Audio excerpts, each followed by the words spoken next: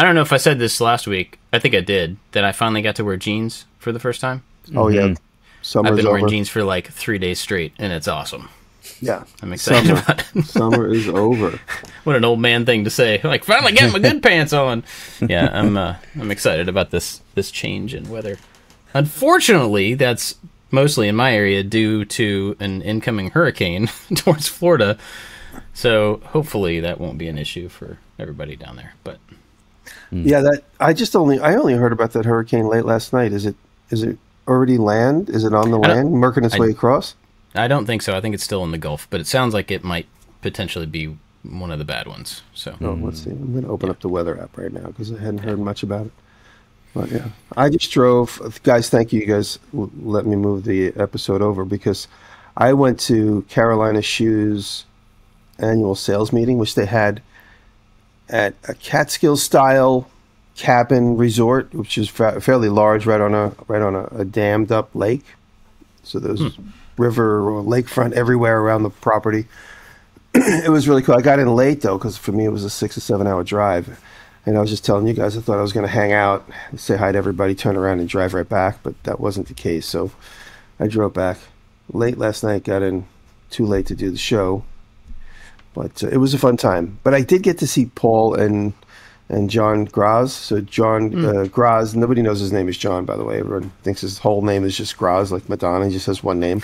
So Paul Jackman and Graz and I got to really hang out. We had a lot of laughs. So that was another reason why I didn't mind spending the extra time and hanging out till late, because we just reminisced about hanging out when we did the show that summer. And one thing that we hadn't done ever before, which was really fun, was exchange pictures, because everybody in this culture, in this day and age, takes hundreds of pictures of any event that takes place. So we were all sharing pictures of that summer when we all worked together, and we were just having lots of laughs. It was good to be there. Apparently, me and Paul are the only two Carolina shoe influencers, and Graz works there, so he's a little bit of an influencer in his own right, but he actually works there. He's one of the media guys, so that's why he was there.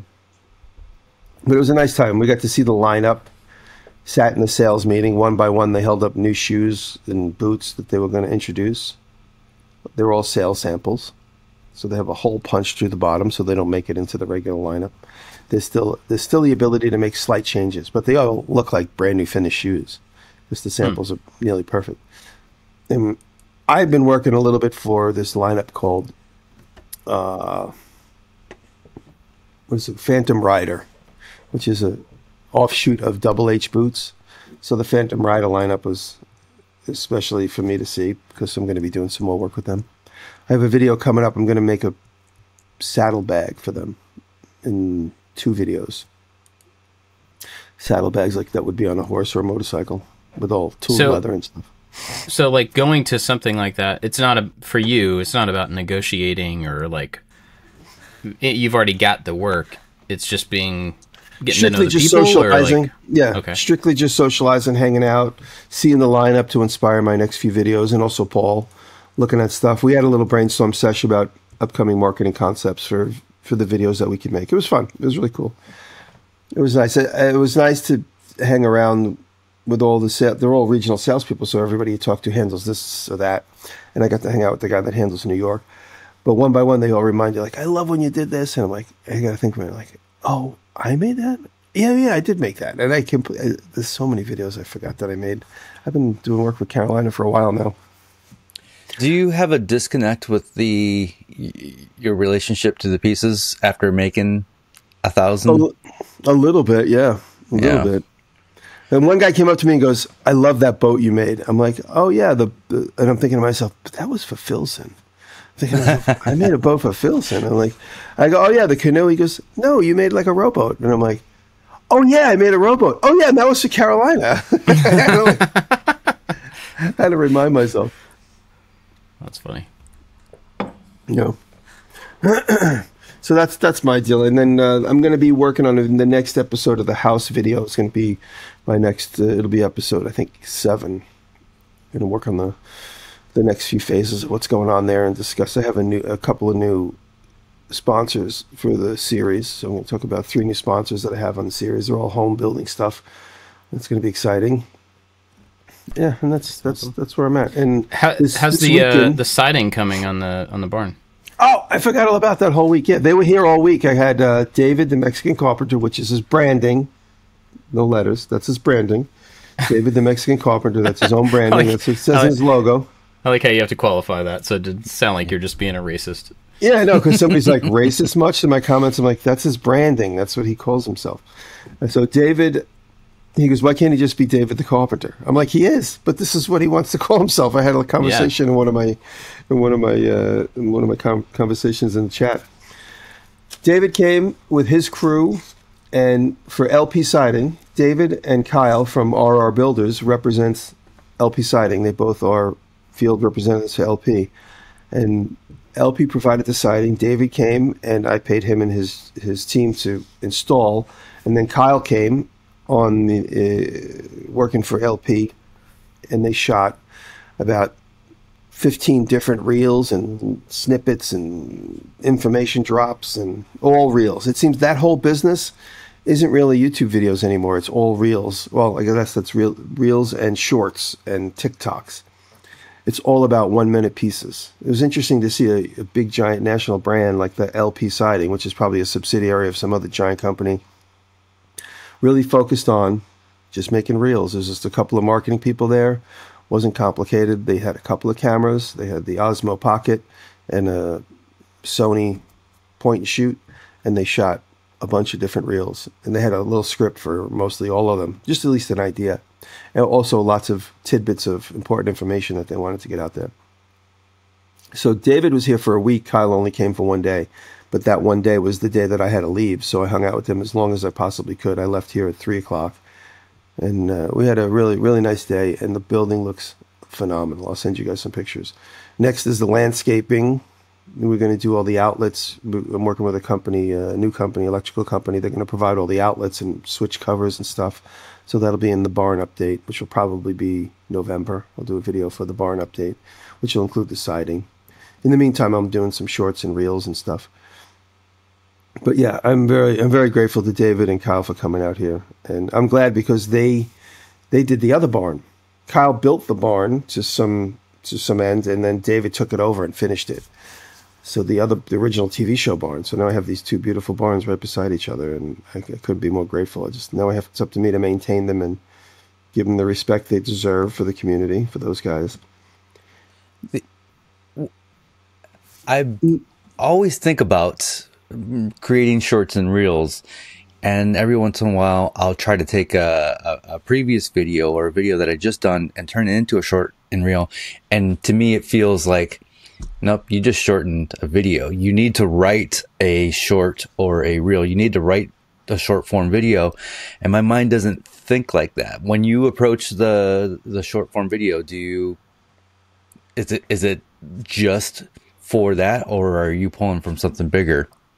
A lot of times if I get some good snippets while I'm shooting, for instance, I did some time lapse with these guys. So I did one already, but I have several other time lapses I could put up. It seems like the most natural thing to show the time lapse, but I do have little snippets of conversations which I might be able to interject in there. So it's like Iron Chef. You just look at what you got, see what you can make.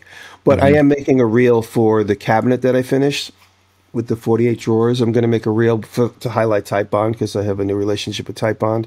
We renewed our old relationship, so we're back in the action. So I told them I'd make a reel. So that reel's going to have all the little bits and pieces of me gluing and using the branded glue. But it will also have a narrative, a beginning, middle, and end. This barn looks incredible. Yeah, it really does. The lighting like on it the is night just shot. Amazing too. Yeah. Oh man. Yeah. Wow. Thank you. It really came together. I mean, I kind of had the vision, but I hired all good guys to do it. Between Patrick and David and Kyle, who came in Steel Lighting. They're not sponsoring this, but they gave me the lights, and LP Siding gave me the siding. It's a really nice combination. I paid for the windows, and I built the doors. And I was going to paint the doors black, but everybody was yelling at me, "Do not paint those doors." I think they're right. Doors. Yeah, David and Kyle and the LP people are like, don't paint the doors. It looks so nice, the contrast. Yeah. Everything about it is so cool. The lighting, with the dark siding and the light doors. And then, is there like a French door up above on the second floor? There's 2 French doors. There's 2 double doors at the top and on either side. And it's really beautiful up there. I open the doors. I got leather straps to hold them open, and then the wind just blows through there. It's really nice. Stunning. That's really just so you can lift heavy things up into the second floor. Right? Yeah, that's really. But that, and also I like just to be able to have the quick air exchange. Same on the downstairs.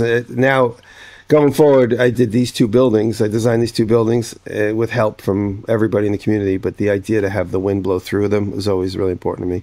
On a nice windy day, I open the big doors in the TV show barn, and I just blow all the sawdust. It just sucks right out. So it becomes like the whole room is like a vacuum.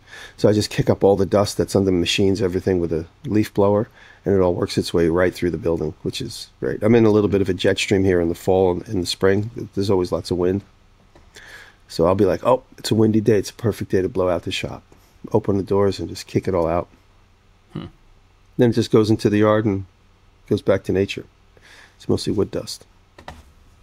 And I picked the siding that has the texture in it. You could see it up close. It looks like the building's wet, but it's just because it's still a little shiny. This is pre-finished, so once you put it up and caulk it, it's done. Oh, wow. The paint has a 20-year or 15-year guarantee, and you could paint right on top of it again. It's not like aluminum siding where it would be blasphemy to paint on it. Yeah. And the wood itself, the actual siding has a 50-year guarantee. How many buildings are on your property? No, I sound just like LP siding rep. There is the house itself that I'm sitting in, and there's a what I call the machine shop and the blacksmith shop. They're back to back on the same foundation. Okay. And these 2 buildings now. I can't wait till I get reassessed. I'm going to have to sell everything and move into a shoebox. Yeah, there's a big stink in Toledo. Everybody's property values went up, and they're encouraging everybody to fight it and blah, blah, blah. Yeah. That's going to happen here as well with all the growth that our area's had. I mean, I guess it's probably happening everywhere to an extent. But. Yeah, you've got new industry coming in, right? Or that moved in? Yeah. These are 2 ag buildings, supposedly, so agricultural buildings, so they don't get the same hit as a regular residential building. But they just look really pretty. The second floor is going to be my clean shop. I keep calling it my leather shop, but predominantly the main reason I'm making that shop is so I have a clean shop. I could sew in, cut fabric, paper, whatever, but there's not going to be any grinding powder from metal. There's no grinding powder from wood or sawdust. No machines up there that produce sawdust. So that's going to be I can show off the bags. Right now, all the leather bags that I've ever made are in the house, in my living room, because it's far away from the cats, far away from everything. No one gets at them, no sawdust. Once the room is finished and all the Patrick's doing the trim right now, once all the trim is done upstairs, I'm going to start setting it up with like a showroom. And it'll also be, we have Maker Camp coming, so I'm going to put somebody up there. I'm going to set a bed up there. Somebody could spend. It will ultimately have a bathroom, but I'm working on the engineering team. I got to write that down so I can call them. There's local engineers that work with the town people to be able to do that sort of plumbing. So I got to get an engineering plan. You put in the basic plumbing in the pad, I assume? Yeah, well, Taylor designed the pad and the frame and everything, so she did all that, which is funny because when we start digging into it, I need to have her send me pictures and stuff of what she did because I wasn't involved. She did it all. There's radiant floor in there and everything. Wow. There's one room where there's about 16,000 pipes sticking out of the ground. Cool. Yeah. Well, David, what have you been doing?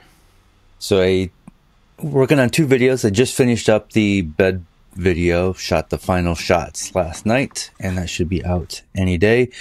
That is in the rental house. And many months ago, I made French cleat wall hanging nightstands, but they've never been hung up. They were hung up on a wall to get some final shots when I made that video, but now they're actually hung up and I got the bed in there and it looks like it's all one unit and I'm really happy with it. And so that video should be out any day now. And then at the rental house 11 months ago, I made bar stools, and I made them terribly. They broke. So Oh no. Did they break with a guest? Nope. No, there's that house is so far from guest. The plan was to have it ready by November of this year. It might be ready by November next year. There's so much to do. But I was over there one day, and I was looking at my phone, and I went to grab the bar stool, and I pulled it back, and it tripped over my foot, fell backwards, and the chair broke.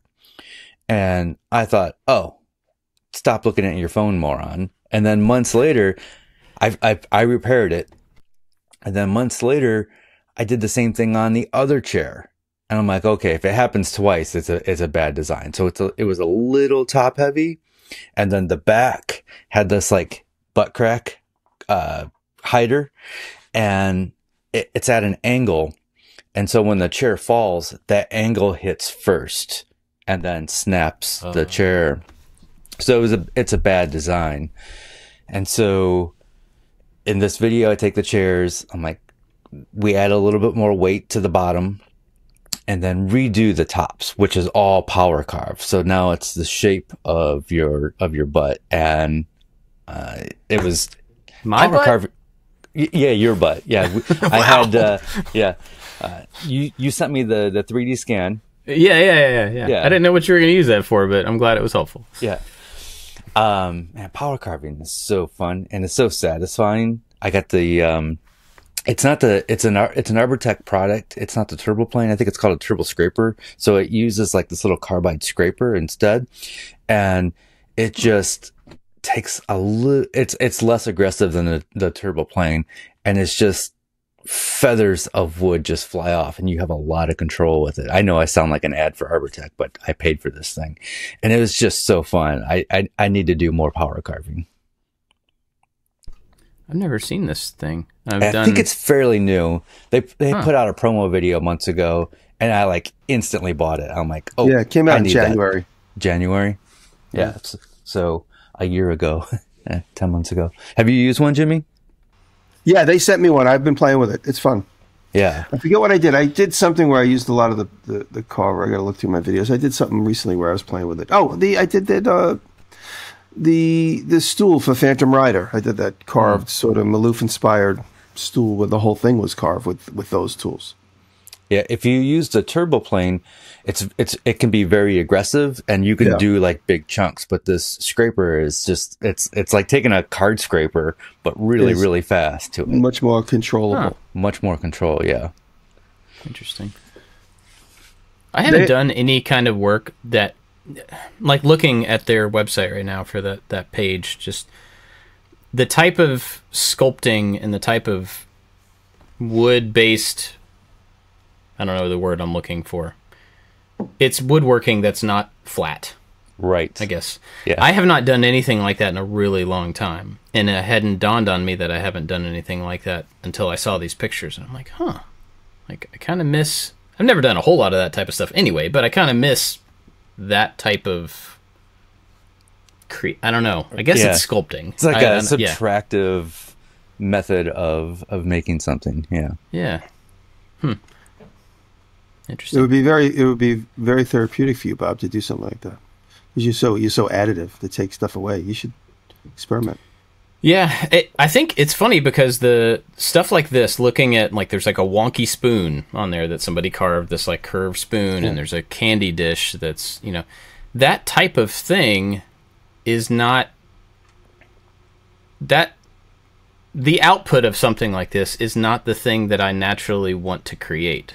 Yeah. I don't think about I should make something that's, but this is back to the whole art conversation we've had a million times. Like I'm far more of a functional maker than like I want to make something that looks like this or has this feel or has. It could be an interesting approach. You know, you talked about doing some things for the first time, or you know, at your age, doing certain things that nobody would have assumed that you could do. It could be funny. Maybe not even a full video. Maybe just a reel or two of you playing around with this type of machine. Yeah. Because it's not 3D modeling, which is really the antithesis of that would be me going and trying to do 3D modeling, and you see me fumbling through. Which, by the way, I tried to download Fusion the other day. My computer won't handle it. I guess Fusion changed quite a bit. Everything's upgraded and changed. No, your computer will handle it. It tells me my computer doesn't have the right. You have like 18 computers. Just pick a different one. No, well, they're both. My two main computers that I use most often are like 6 years old now. They're 6 or 7 years old. Like maybe 5 years old. But it would be interesting to see you take an approach to make a spoon. Did you ever make a spoon? One of my highest rated videos was a spoon video that I did on the Make channel. It's got tens of millions of views. Not on my channel, on the Make channel. I put it on my channel. It got 100,000 views. Yeah. Everyone's like, I saw this already. I think when I did the spoon and tried that kind of thing, I think I probably even did it with the turboplane. I don't remember. Yeah.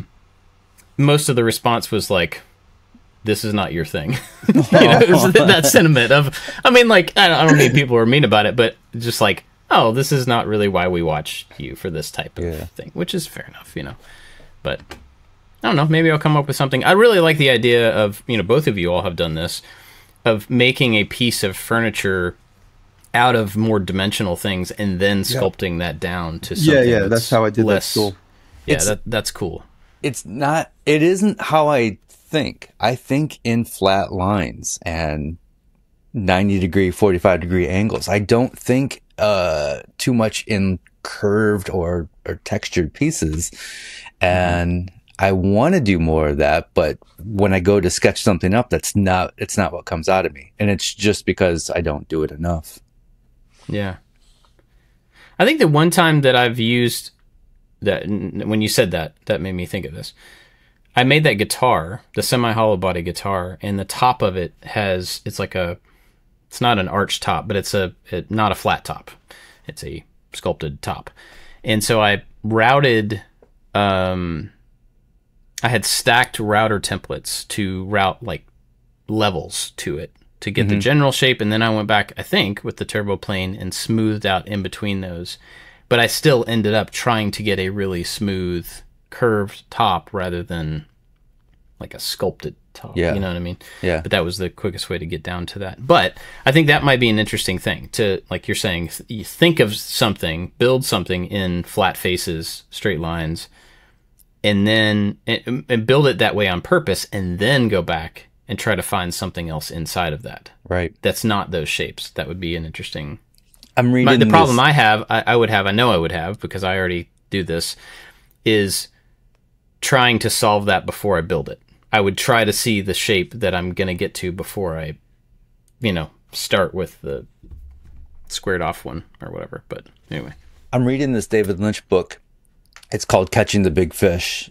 And he talks about creating something, but not having the finished idea in your mind, but just getting to a point and then reacting to that, and then getting to another point and then reacting to that. So, and in his example, he talks about creating something and then breaking it and then reacting to that break. So I thought that was a very interesting way, because you don't know what the final outcome is going to be. And it's a back and forth process with you and the piece that you're making.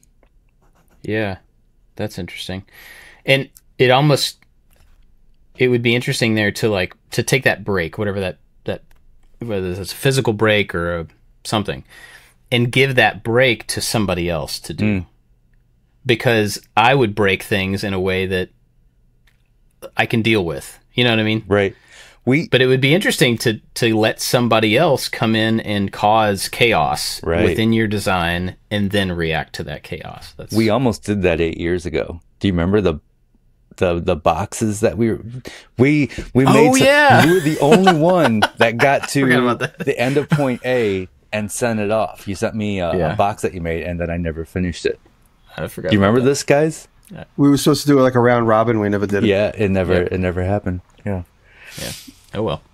That's interesting though. That's kind of a neat approach. I'm writing that down because it's funny because one of the things that I talked about last week or 2 weeks ago was knowing what the end point is, so I know when to stop. And then this other guy comes along and says, don't know what you're at. Like, everybody has a different approach to their creativity. So I'm just trying to take it all in and see what I can do with it.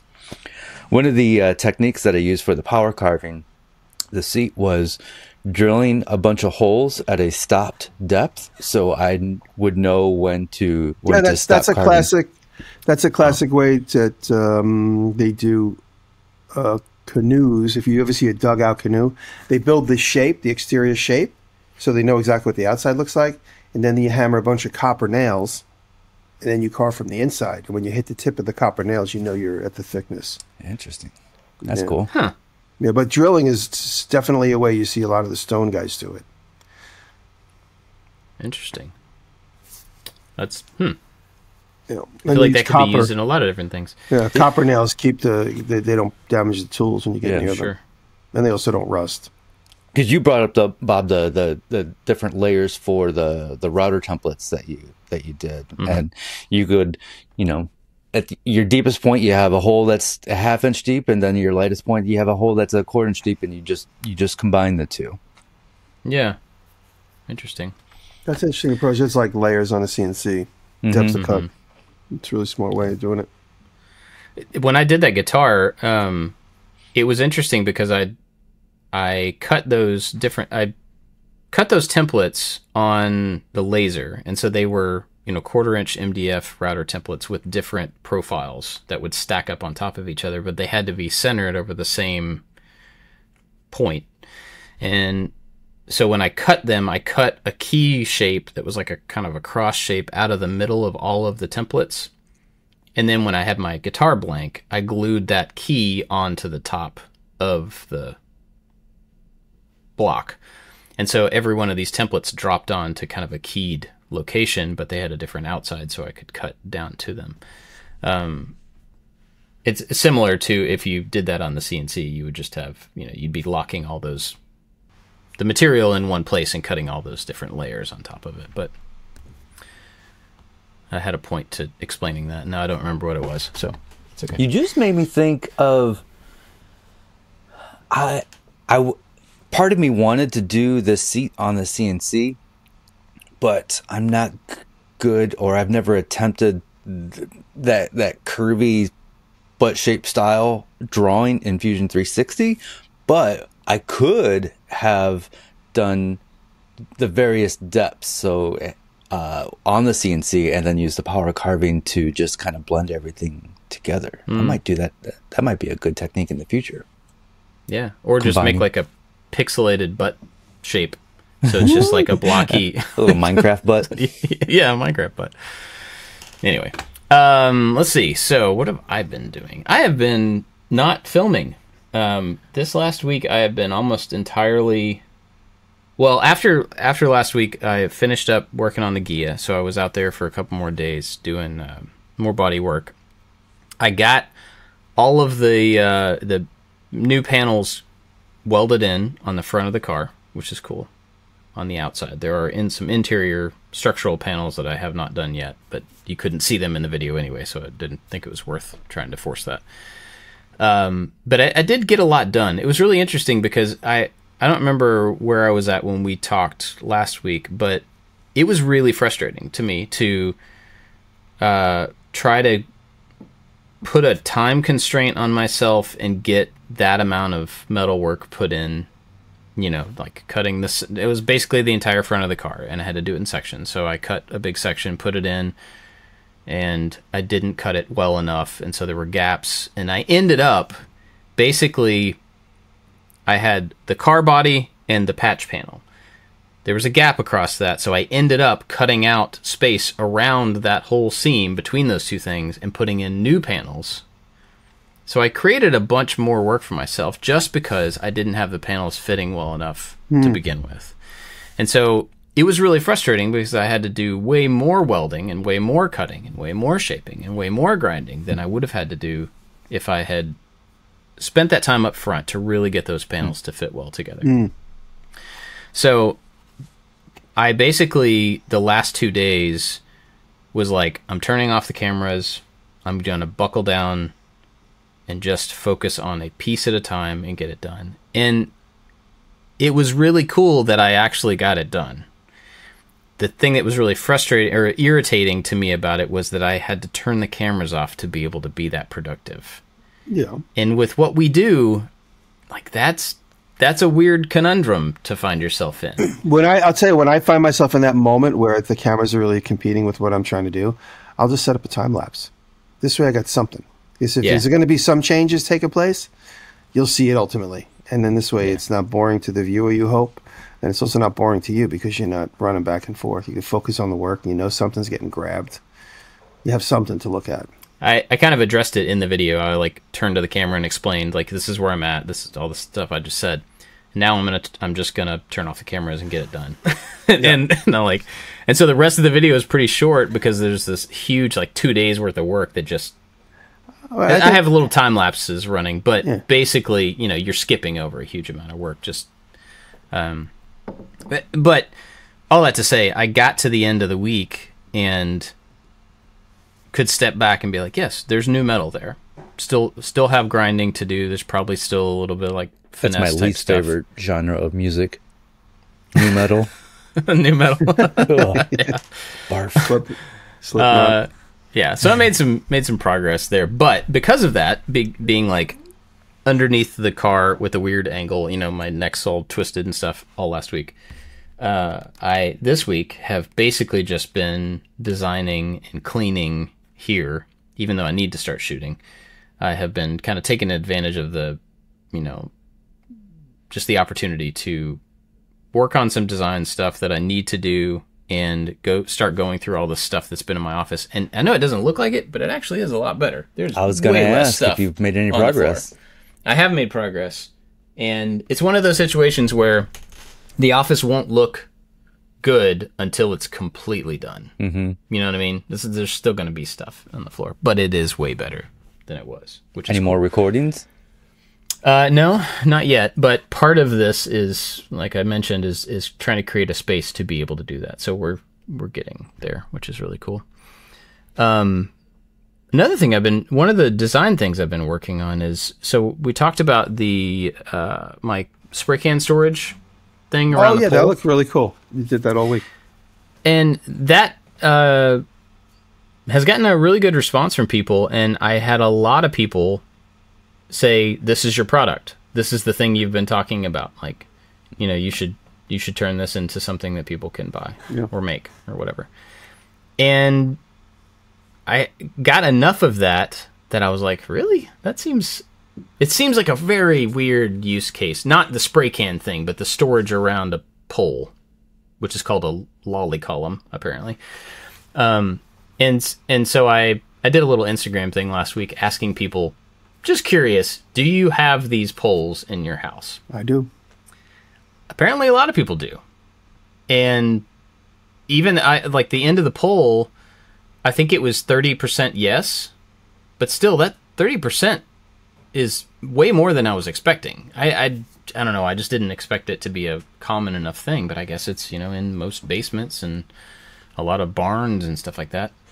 So And the percentage doesn't matter as much as looking at the actual numbers of people that responded. I'm like, wow, there are several hundred people who were excited enough about the idea and paying attention well enough to say, yes, I have these things. So because of that, I spent like earlier this week a day just, how can I take the idea and turn it into something that is manufacturable and flexible enough to do more than my initial idea of what it can do. And, like, you know, so I've been thinking a lot about that, and what we were talking about earlier about thinking really far down the road before you actually get started. That is, I think, one of my superpowers, also kind of a curse, because it, you know, you can think really far down thing, and then you get to like it's like 90%. There's a problem. So I'm just going to erase all of the work that I thought through to that point. So I've spent a lot of time like going down a rabbit trail really, really far and be like, well, what if blah, blah, blah, you know. The good thing about that is I've avoided a whole lot of unnecessary design work and an unnecessary 3D printing and unnecessary, you know, because I can see where the design would fall apart I can't always do that. I'm not trying to claim to be like amazing at that, but it is one of the things that I spend my time on, is trying to think really far down a path. Sure. And so I've got a couple of versions right now that I've been working on that I think might be flexible enough to be useful in several situations, which is really cool. And I don't know how close those are to being, actually testable, but it's pretty cool to have a day, to take a day intentionally to try to do a thing that's not a video. It's like a functional, if this were going in someone else's house, how would it work? Right. What would they have to do? I could really see that object being at a hardware trade show, somebody dedicating a whole booth to it, if not licensing it to somebody. It's totally a proper invention. Yeah. Well, I thought it was. And then I got a message like this morning, something from Infinite Craftsman, and he was working on something similar last year, I guess, and then ended up adapting it to go around the column of his drill press. And somehow I had never seen it, I don't think, but it's a similar idea that goes around that same column, but he uses it to hold drill bits and stuff like that. Yes, I remember he made that, yeah. It's a different system. It's all 3D printed and stuff, which mine would not be. But it was interesting just to see a different approach to, a similar thing. But is that pole standard, and is there a PVC pipe that is that size, so if somebody wanted to make a pole? Yes, actually, there were several people that said, I don't have those, but I would put up a pipe just to be able to store stuff around it. You could buy those. Like, what? You could buy them at Home Depot. You could buy those lolly columns. It's better if it would be steel because it doesn't flex if it's going to be about 5 or 7 feet long. Yeah. But you could buy them. They come with they're steel filled with concrete, and you cut them with a grinder, and then you hit them with a hammer, and the concrete breaks right at the line. Huh. There is a standard. There are multiple standards, and that's one of the problems. And one of the things I've been trying to design around, actually, to make a flexible design. But I think typically they're 3, 3.5, or 4 inches, and I would assume there are probably bigger ones for certain situations. But I think that's a pretty good gap to try to aim for, a 1-inch variance.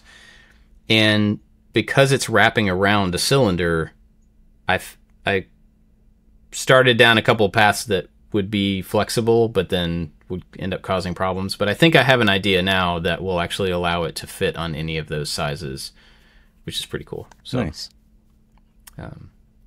Yeah. Anyway, so that's kind of what I've been doing. Spending a lot of time doing that. Working on some design for version 2 of my camera stand.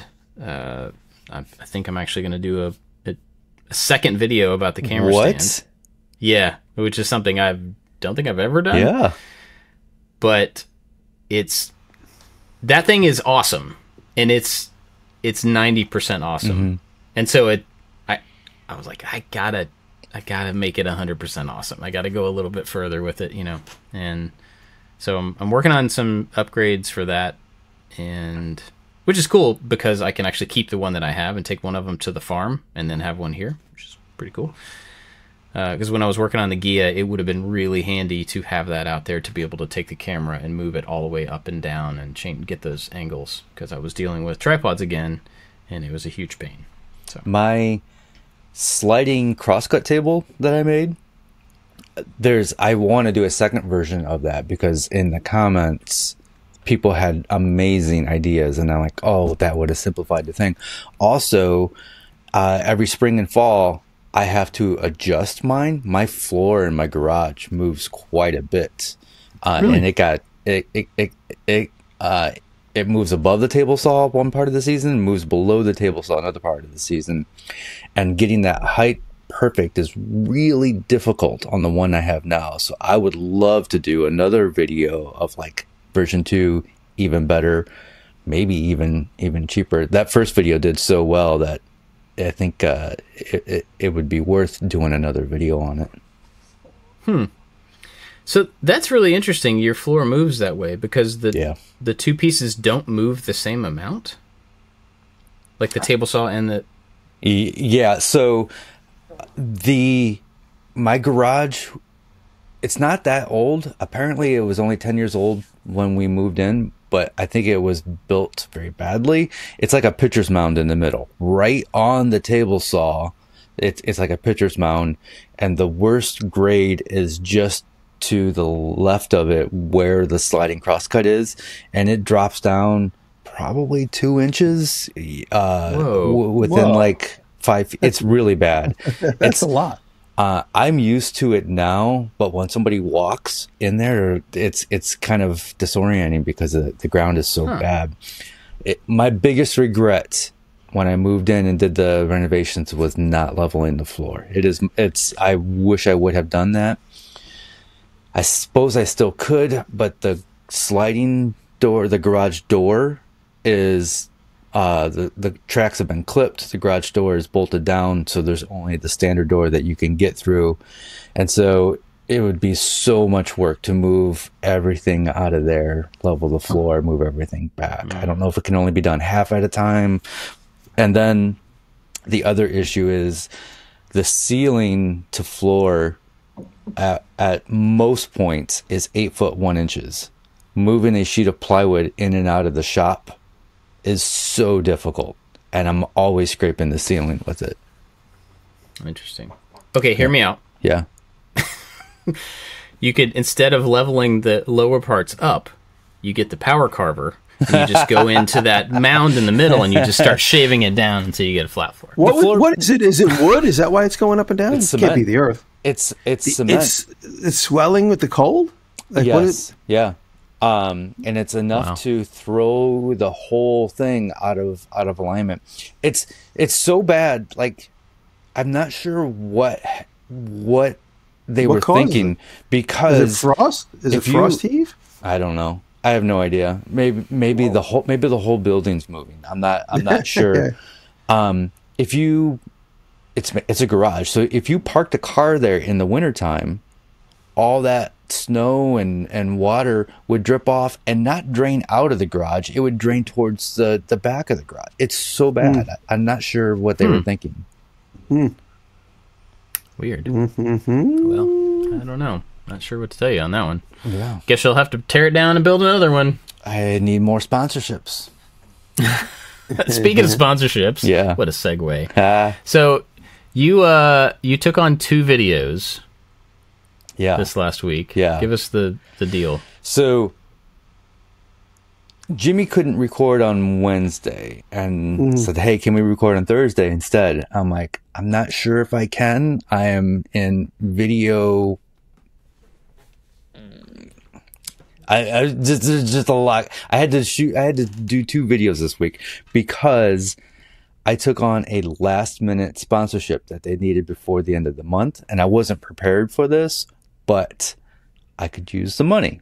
So I said yes, knowing it was going to be a very stressful week. Sellout. Yeah, I know, sellout. And so that's the topic today, is doing something for the money. And then, as I was explaining before the show, I'm listening to this Neil Gaiman book. It's a collection of his speeches that he gives at universities and stuff. And I'm working on a piece. I got headphones in. I'm listening to the audio book, and he's like, as an artist, don't take on projects just for the money. And I'm working on a project just for the money. And I'm like, oh man, am I doing this wrong? And I'm not, because I don't. It's like being an animal in the wild. You don't know when your next meal is coming, so 100%. you eat now. And yeah, and I mean, this is what I do for a living. So when these things come up, if the money is right, you have to say yes. Well, you don't have to say yes, but I definitely want to say yes. Yeah. If you you don't have to say yes, but you also have to accept the aftermath of that. Like, how badly do you want to know where your rent's coming from, or exactly. your mortgage payment, or how badly do you want to feel secure for the next whatever? Right. We get, of course, I don't think as much as we used to, but of course we still get some sort of response from people around having sponsorships in the first place on videos. I think it's way different than it used to be, but there's still a little bit of that. We still get people who pick on us for using certain sponsorships, I think, here and there, when it's something that they don't agree with or don't think is worthwhile or whatever. but the fact of the matter is, like, it's part of us being able to do the other stuff that we want. Just like, I think, someone selling insurance as their day job so that they can have the life that they want, so that they can have weekends and evenings to but this is paint just out in the miniatures open. or play golf or whatever. Yeah, that's right. It's out in the open. Yeah. How many people do we know and meet that people we talk to online for the last few years, then you meet them in person, you find out they're a doctor. They never once ever talk about it. Or a lawyer or whatever. Mm-hmm. You know, what's their real profession, just like for the example you just described, Bob.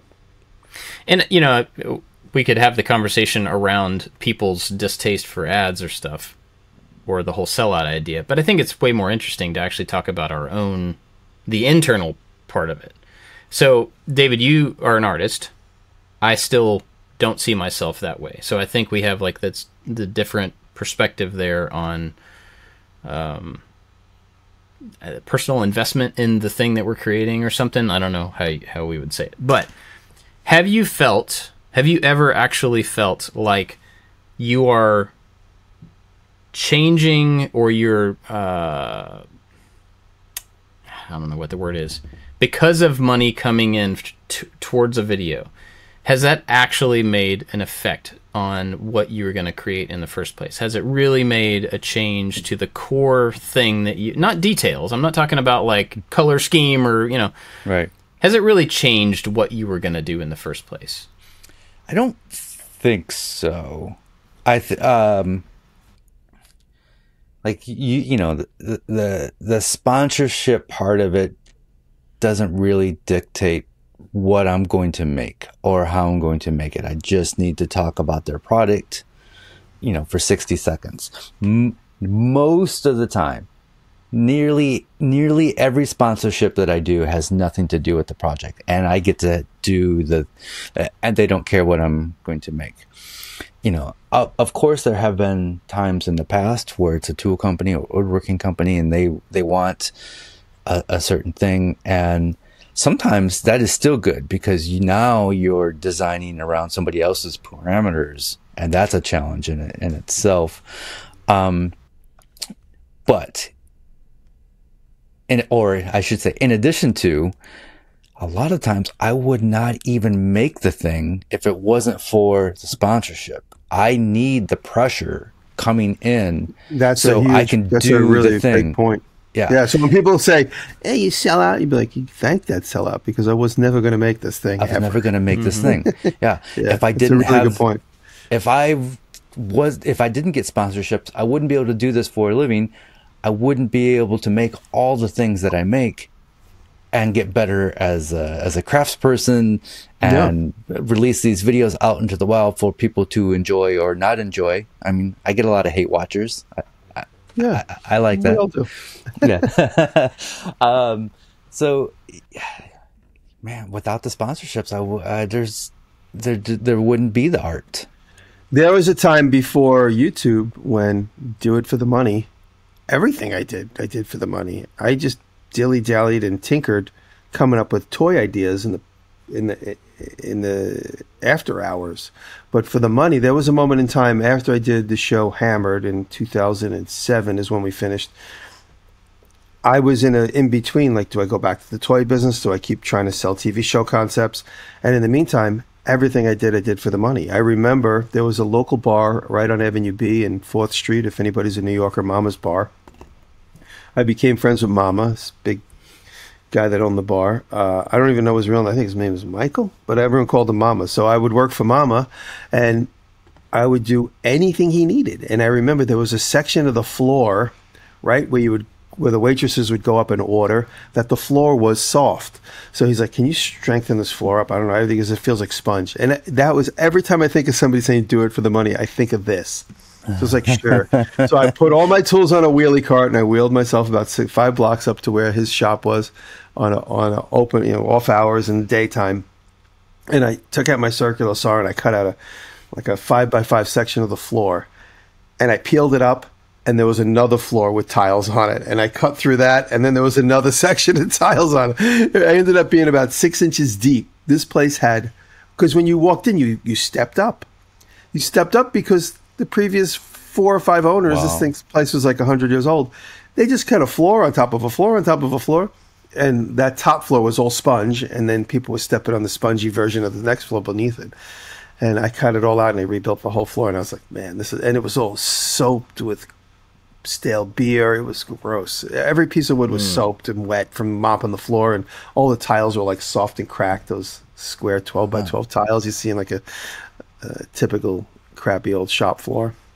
So that's for the money. I did that for the money. That might have made an interesting YouTube video now. Right. But no, that was for the money. And everything I did, I would just wheel my cart within a few block radius in the city. And I do it for the money. That's all I kept saying. I'm doing this for the money. This is for a greater good. This is all going to go to a greater good.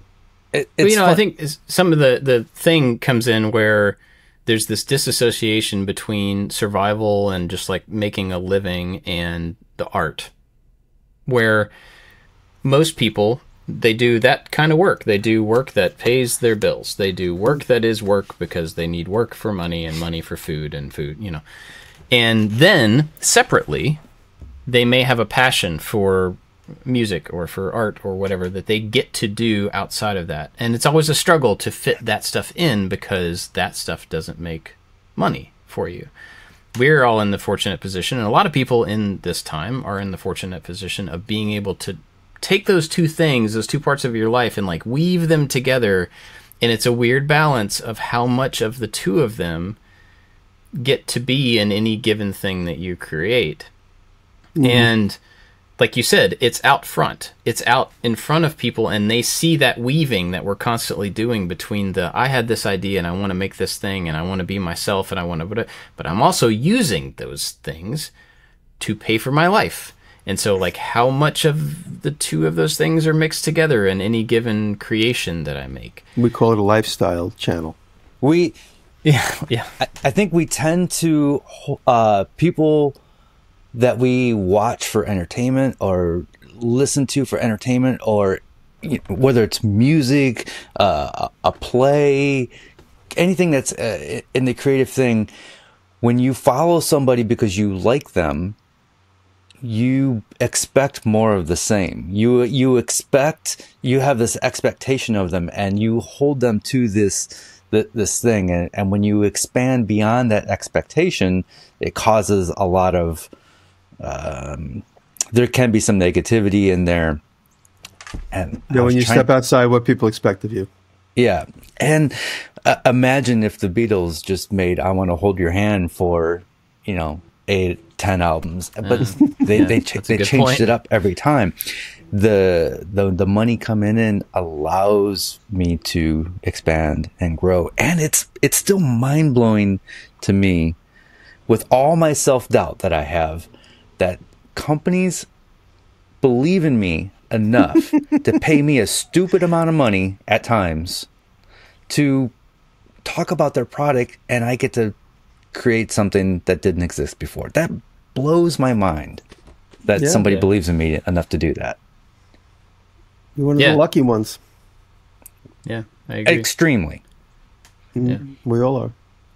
And I think the kind of, obviously you're not complaining about this because you got paid, or you are getting paid to make a thing that you weren't expecting to make. So I don't think you're complaining about the opportunity to do that, but it was a stress on you trying to fit in the time and fitting the creation. And I would imagine that probably led to is this worthwhile? Am I giving up? Am I creating stress for myself based on the money? Is that a worthwhile trade? Right. And I think, even if there's not a time constraint to that, just the matter of getting paid for something and then having to kind of reconcile, is the pay that you're getting worth the effort that you're having to put in, or the trade-off that you're having to make for your creative whatever. And I think people run into that no matter what the situation is. Think of working overtime. Is the work, you work at Kmart, and is the trade-off of spending your evenings making time and a half, is that worth giving up that several hours to do the thing that you love to do? That is a trade-off for money. And it's a very similar trade-off to, I'm going to change my piece of art a little bit because some company wants to pay me twice as much money as I was going to make in the first place. Like, that seems like a pretty reasonable trade-off. You know, as long as there's, like, ethical stuff in place and everything. I'm not talking about doing anything for money, but you got to figure out... I think it's perfectly okay for anybody to look at the trade-off between the money and the thing that they're giving up, whether that's time, creative control, whatever, and decide where that line is for you on any given day. Because sometimes you may need to really pay a bill. You know what I mean? And sometimes you may not need to pay a bill. And I get to do this often, where I get to say, I don't want to work with that company that, like, sneakily pays off your debt for you because that seems really sketchy. Whatever that is not worth the ethical risk for me to take that on as a sponsor just so I can get a paycheck. I'm not going to do that. I'm not going to work with DraftKings. I'm not going to... There's a lot of things that I constantly say no. Just get ready. That's fine. I'm not judging anybody on that, but like... Ben Pixels asked me, like, would you work with DraftKings? It's like, but yes. I mean... I've set some guidelines down for myself because where I think that line is, and I think everybody has to do that. But my point in saying all that is that sometimes that line will probably shift a little bit, depending on where you are in life. Yeah. Depending on what you need. Remember when all the gaming companies were going around? They were like drug dealers. Like, I don't know if you guys battle tanks or whatever. Yeah, like warplanes and all those guys were like drug dealers. They're like, hey, you want to do a commercial? It's $15,000. All you got to do is talk about it. I mean, like, all right, I never touched a video game in my life. I'll do it. You brought up the example that I relate to so much, and that is working overtime at Kmart. I worked at Kmart for so long that I was one of the rare people that got weekends off. I worked at Kmart for 8 years. And the last few years, Saturdays and Sundays off. But anytime they were like, hey, can you come in on Saturday to cover? I was like, I will gladly give up my time because I need more money because Christmas is coming up, or because, you know, I got a flat tire and I need to do a car repair. I relate to that so much. And the anxiety that you just gave me now, just thinking about that is real. But I always took the overtime. I always did, because at that time it was always worth it. And honestly, that same thing still happens, I think, in our industry. I know that the ads that we do are going to pay more if they are in November and December than they would if they were in January, February. And so I'm going to be more apt to take on ads that maybe I wouldn't, or take on more ads than normal in those first 2 months to prepare for the next 2 months where stuff's going to be lower. Same thing for midsummer, you know? I mean, there are reasons. There are weekends like that. There are holidays coming up that we have to pay for. And the stuff that we do, and musicians are the same way. I think a lot of creatives are the same way, where they see this kind of seasonal, like, feast famine kind of thing, and they have to make decisions based on that. And I don't think there's anything wrong with that, as long as your integrity is in place and you've decided ahead. I do think it's important to decide ahead of time where your lines are, what you're willing to represent, what you're willing to give up in your own creative control for things. I think it's good to think about that out of the moment, because if you don't have that plan, that decision made ahead of time, when some company shows up, like a drug dealer, with, here's a really good deal for you, you're like, well, yeah, that sounds like a really good deal. I've never really thought about whether I want to, you know, whatever. If you don't have those kind of character guidelines set up ahead of time for yourself, I think it can be hard, and it can be really easy to make a misstep there. Yeah. But... And I know, like, for me, I have done, and the reason I asked you this earlier, I have done several videos that would not have happened if the sponsor had not shown up and said, hey, we want to pay you like a crazy amount of money. For example, HP, the computer company, said, we want you to talk about our support system, like the supporting our computers. Okay, well, I'm a Mac user, for one, so I never would have thought about that as an option. But it turned out that the whole thing was around they just want to tell people that they have a support website to support people who own their computers. Like, that's pretty awesome. There's nothing unethical about that. It's not something I would have naturally done, but okay, it's a good thing, right? So then I'm trying to figure out, they're like, we're going to send you a computer so you can do the ad. Well, what do I do with a HP computer? I'm a Mac user. I don't, and so there's several layers there of, I would not have done this otherwise. But, like you said, that was an opportunity for me to go, what do I do with a bunch of stuff that I wouldn't normally have to do anything with? And I was able to come up with the idea of using it generally as a console, go to Amazon. To like, well, no, I used it for Home Assistant, which was a thing I had been kind of wanting to play with, but didn't really have a good reason to, and I didn't have the time to like experiment with it. And then I could wrap the whole thing in sci-fi stuff and make it look like the things that, like that console. And so that whole thing ended up being really cool, and I loved how it came out. But there is no reason that I would have done any of that stuff had they not shown up and said, we want to give you money. Yeah. And so I don't know. Like, it's hard for me to say, that it's always the right thing to be like this virtuous artist who only thinks about your art first and never wants to take the rest of the stuff. I think that's a great sentiment, but I don't know that it's impractical. That's a very good way to put it. Yeah. I did a commercial for what is the Microsoft version of the iPad? What is that called? A Surface. Surface. Yeah, I auditioned for the Surface. My agent's like, "Do you use a Surface?" I said, "I do now." Why? What's up? What's a Surface? Yes. He goes, "You use, what is it, Intel or Microsoft Surface?" I go, "I do now." Why? What's going on? He goes, "Well, we got an audition for you for." I was like, "Cool, send it my way. Let's do it." And I had a Zoom call with somebody that was like a marketing person for Surface, and I just pretended like I knew everything about it.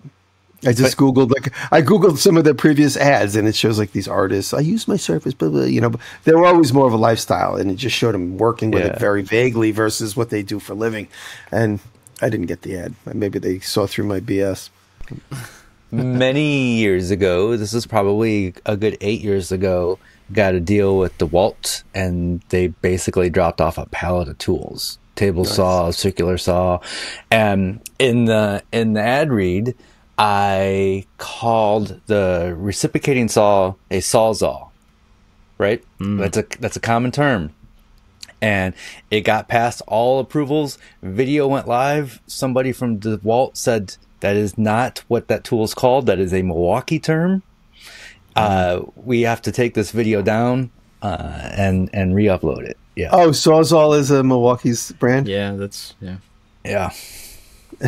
What is it called? The reciprocating saw? What is the base? I think the boring name. Yeah. I was like, oops. Yeah, they should have warned you that.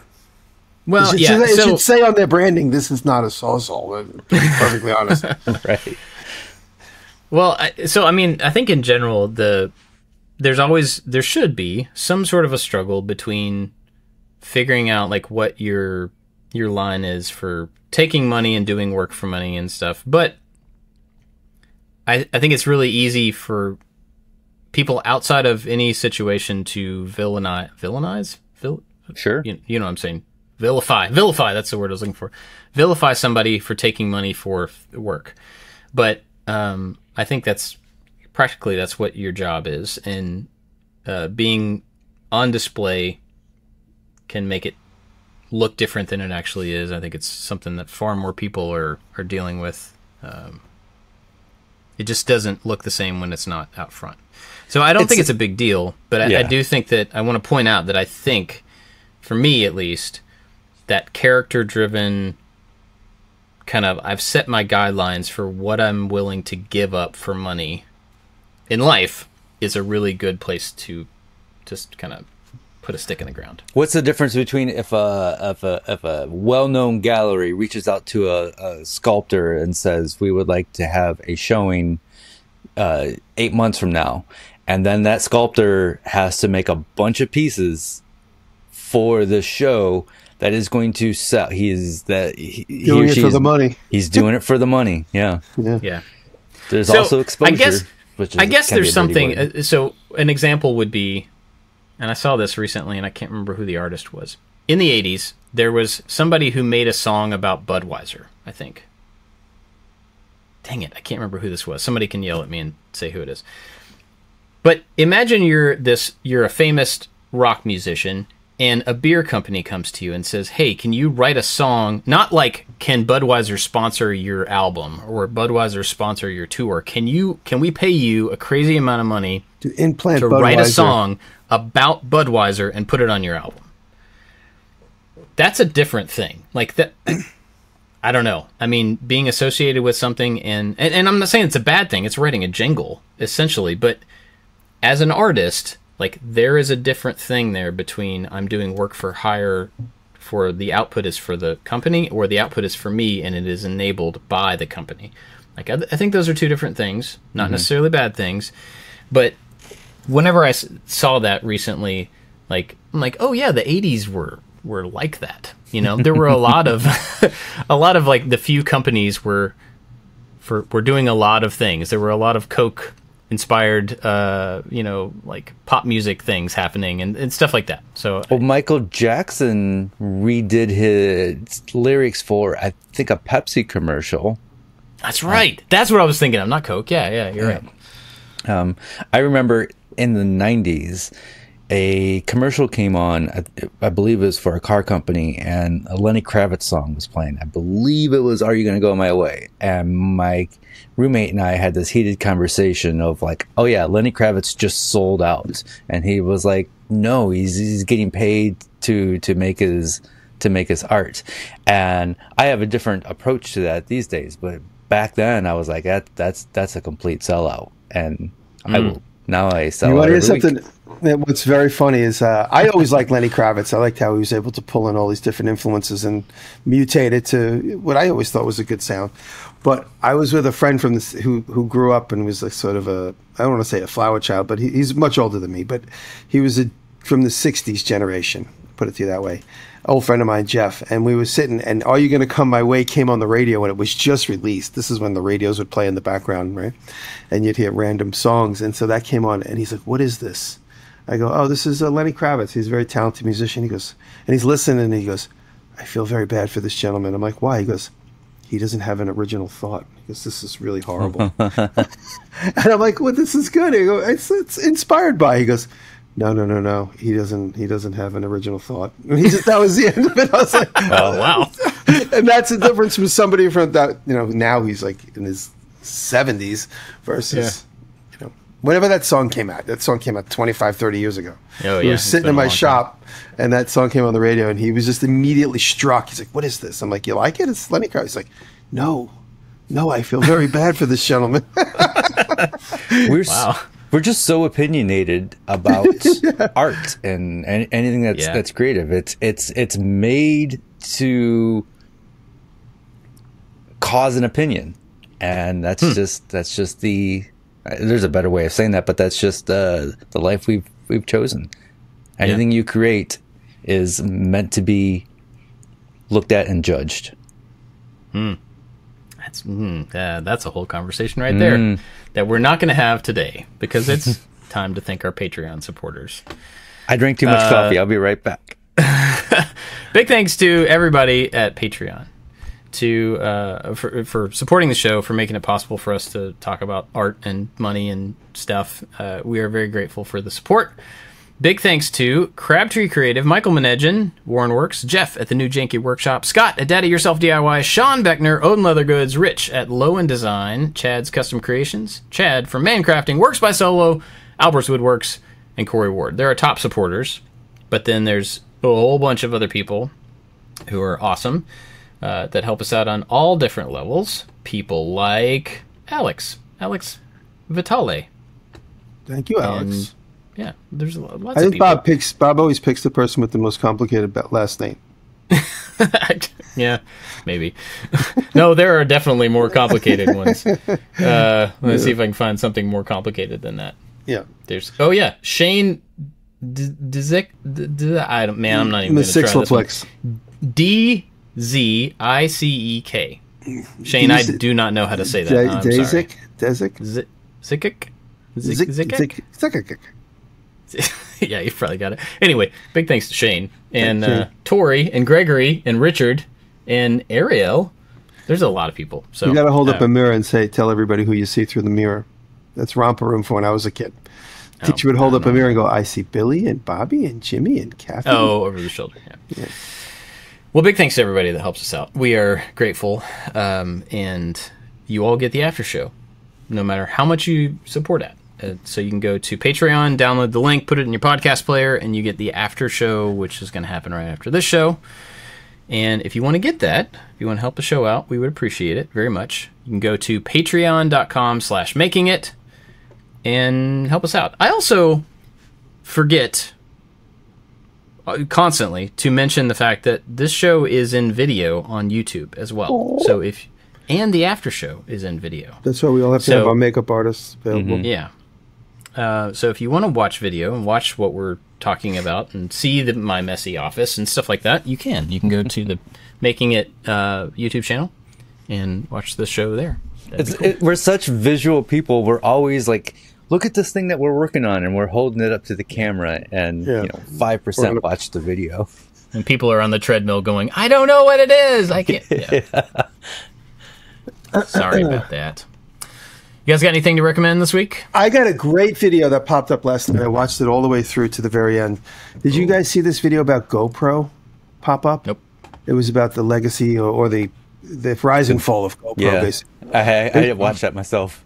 It's a great video, and I felt maybe nostalgic for GoPro. I still want to use GoPro. I just don't trust that a day of shooting is not going to get fried in the machine once at the end of the day. I mean, am I the only one? I ask a lot of people, and very few people have that problem. You shoot for hours, and then all of a sudden you get an SD file error, and then you get a picture of a Band-Aid.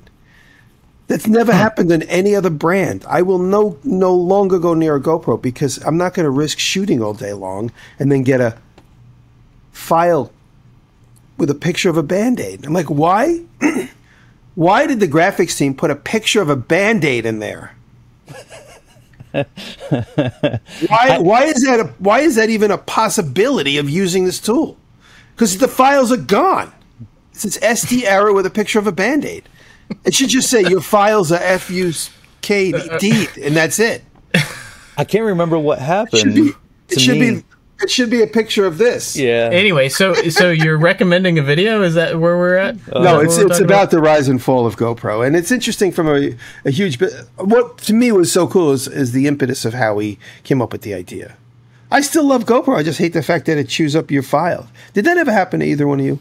I can't remember. Something happened in the past year. I'm like, I'm never buying another GoPro, and I can't remember exactly what that was. And maybe it was delay. Bad Trying files. to turn it on is always a delay. When you try and turn it on, it takes like what feels like 3 seconds to turn on, which is so annoying. And I've had about 5 SD card errors in my life with that, and then I lost whatever I shot for the previous few hours. It's gone forever. And then I keep the SD cards around, hoping that someday there'll be a magical solution. Look, there's one stuck on my table right here. I'm going to go back to that video from 4 years ago and finish it.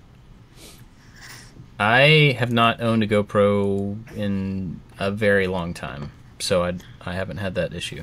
But And then also, I'm going to name drop only because we're texting right now.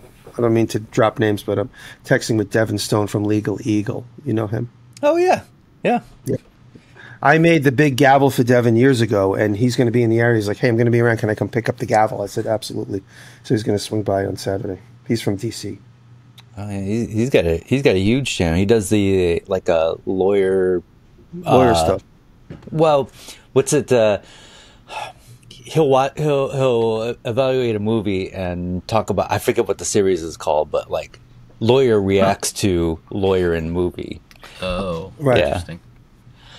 Yeah. So you have to send me the link to the GoPro video because I'm going to find it right now. I searched "Rise and Fall of GoPro." There's a lot of videos about it. So, I don't know which one you're talking about. I sent it out last night. I'll find it. I sent it to my brother. Cool. What you got, David? New channel called new to me called Flatlander Tech. Bob, have you ever heard of this guy? I don't think so. He is a DaVinci Resolve user, and he didn't like the control module on that. I don't know anything about DaVinci, but he didn't like the control module, the way it was set up, and the other modules that he would use to edit video with. So he gutted it and made a new one. And this is the thing that I'm really into, is like taking electronics and then recasing them. And he did this, but he combined other ones. And it's not in an artful way like I try to do. It's in a very practical, I made this thing better way. It's a really good video. And it's just about problem solving and customizing and making cool stuff. Cool. Yeah, I like that. Right on. Well, mine is actually an Instagram channel that only has a couple of posts. And it's somebody that I randomly... So have you seen this thing that happens on Instagram a lot, where people are artists and they post, I'm going to post my art every day until somebody sees this, or until I sell this, or until... Have you seen this thing? No. I've seen this a bunch of times. Maybe it's just me. But it's basically artists who are trying to get attention for their art, so they just post something every day until a company sees it, or until somebody buys something, or until they sell a certain amount, or whatever. And so I got one of these, and it is the thing's called Spark Stack Studios, and he only has 7 posts, 21,000 followers. His name is Will Dale, but he makes cars, like wall art of cars, out of stacked pieces of, I assume it's acrylic, and it's painted on the back. But it's ridiculous. Ooh. And so the one of I saw is, let's see, it's the Porsche, I guess, the red Porsche. And it shows it putting it together from the back. So he laser cuts all these pieces, I assume they're laser cut, and puts them together in a stack with offsets. And then when he flips it around, you have like a car. And I don't know, it just caught me as like, this is amazing. Like, what a ridiculous amount of work to end up with a really cool piece of art that would go on the wall of a car. And then as you start to look at it from the side, you see all the layers and everything, and it's just really complex. Huh. I don't know. He doesn't have a big following. I think it's cool art, so I figured I would talk about it. So the way you described that, the way you described that sounded like, I don't know if you've ever seen the pancake art people do, where they have the pancake batter in a squirt bottle, and they'll do a little thing in the pan that gets a certain color, and then they go over top of that with another layer that gets a certain color, and then they keep doing that. And then when you flip it over, it reveals the pancake art. I don't know. Yeah, I have seen that. That's a whole nother kind of crazy. I love crazy. Yeah. Anyway, so he's got some really cool stuff. I think it's a neat thing that I wouldn't even know where to start with to be able to layer a design like this. So I think it's cool. Go check him out. You guys got anything else? Jimmy's texting with his famous internet friend. So we didn't do an emergency podcast this week, so I guess there's not any news to report on. No. Right. No. Let's talk about it. Okay. I'm buying something fun and expensive. I'll tell you guys about it. Oh. You could say that every week. That is the truth. All right, cool. Well, thanks for listening, everybody. Thank you, everybody. We'll catch you next time. Bye. Love you. Love you.